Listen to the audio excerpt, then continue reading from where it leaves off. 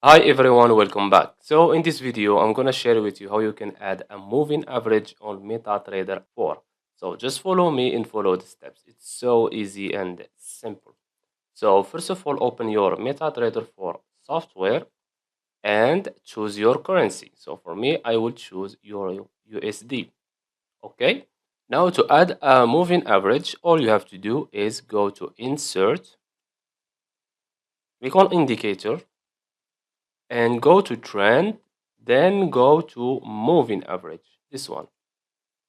After that, choose the period you want. So for me, I will keep it on 200. For you, you can choose any period you want. And for the method, I will keep it on simple.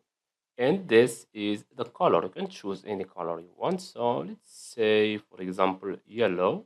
And this is the line. If you want a straight line or these types of lines.